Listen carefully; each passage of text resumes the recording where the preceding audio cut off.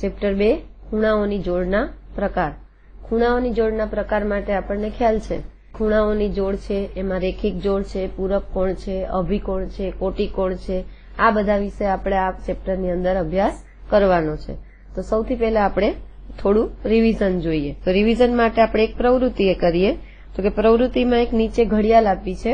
ઘડિયાળના ચિત્રમાં બે કાંટા વચ્ચે બનતા ખૂણાઓ બતાવેલા છે। તો તેના માપ અને પ્રકાર એ ચિત્રમાંથી જોઈ અને આપણે શું કરવાનું છે, લખવાનું છે। તો સૌથી પહેલું છે આપણે જોઈ શકીએ છીએ કે આ ઘડિયાળની અંદર લઘુકોણ બને છે, તેનો મતલબ કે એનો પ્રકાર આવશે લઘુકોણ।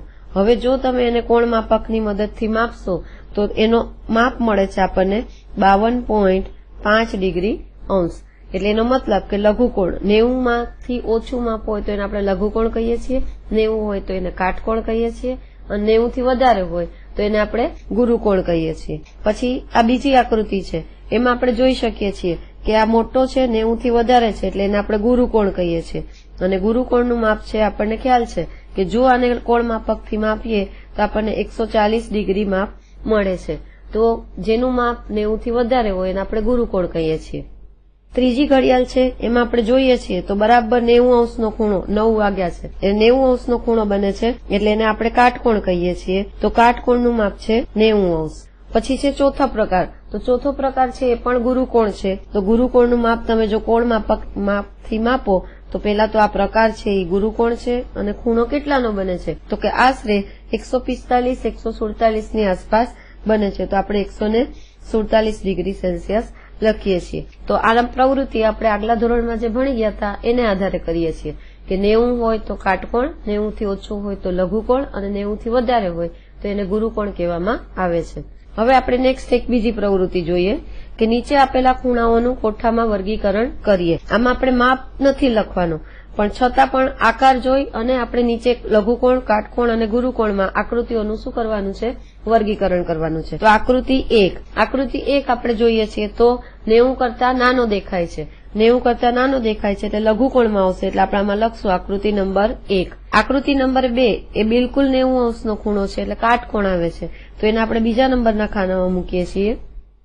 આકૃતિ નંબર 3 એમાં ગુરુકોણ દેખાય છે, ગુરુકોણ છે માટે એને આપણે ત્રીજા નંબરના ખાનામાં મૂકીએ છીએ।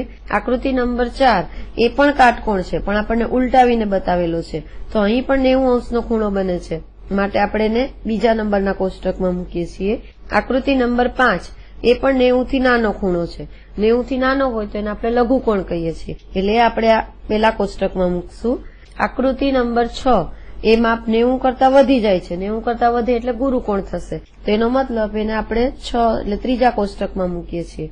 આકૃતિ નંબર 7 આકૃતિ 7 છે એ ફરીથી આપણે જોશું તો 90 નો ખૂણો બને છે, 90 નો બને છે એટલે એને આપણે કાટકોણના ખાનામાં મૂકીએ છીએ એટલે 7। પછી છે આકૃતિ નંબર 9 એમાં 90 કરતા પાછો ખૂણો મોટો જોવા મળે છે, 90 કરતા મોટો એટલે ગુરુકોણ તો એને મૂકીએ છીએ છેલ્લા કોષ્ટકમાં। અને આકૃતિ નંબર 9 છે, હવે 9 છે એ આપણને ત્રાંસું આપ્યું છે પણ છે તો 90 અંશનો ખૂણો, 90 અંશ હોય એટલે એ કાટકોણ કહેવાય છે માટે આપણે એને બીજા કોષ્ટકમાં મૂકીએ છીએ। ટૂંકમાં આકૃતિ જોઈને પણ આપણે કહી શકીએ કે લઘુકોણ છે, ગુરુકોણ છે કે કાટકોણ છે। ખૂણાઓની જોડના પ્રકાર। બે ખૂણા વચ્ચેના માપના સંબંધથી ખૂણાની જોડના કેટલાક પ્રકાર મળે છે જેનો આપણે આ પ્રકરણની અંદર અભ્યાસ કરવાનો છે। સૌથી પહેલું છે પ્રવૃત્તિ 3, એમાં આવશે કોટિકોણ। કોટિકોણ એટલે નીચેના ખૂણા માપો, તેના માપ તથા માપનો સરવાળો કોષ્ટકમાં લખો તો કોઠામાં લખો। હવે આકૃતિ નંબર A છે, આકૃતિ નંબર A છે એમાં આપણે પહેલો ખૂણો ઉપરનો જોઈએ છીએ, જો એને માપશું તો 30 અંશ મળે છે, નીચેનો છે એને માપશું તો 60 અંશ મળે છે। તેનો મતલબ કે ખૂણો ABC 30 અંશ લખશું, નીચે છે DEF એમાં લખશું આપણે 60 અંશ લખશું। તો હવે બંનેનો સરવાળો કરીએ તો ABC એની જગ્યાએ 30 અંશ, DEF એની જગ્યાએ 60 અંશ, તો 60 અને 30 90 અંશ, એનો મતલબ કે આ બંને ખૂણાનો સરવાળો 90 અંશ મળે છે। આકૃતિ નંબર 2, આકૃતિ નંબર 2 માં જોશું તો P, Q અને S અને S, Q અને R બે ખૂણા આપેલા છે તો P, Q, S પેલા નક્કી કરશું તો એ આપણને 45 અંશ મળે છે, S, Q, R એ પણ આપણને 45 અંશ મળે છે તો P, Q, S 45 અંશ, R, Q, S પણ 45 અંશ। હવે બંનેનો સરવાળો કરવાનો છે તો 45° વત્તા 45°, તો એનો મતલબ પણ 90°.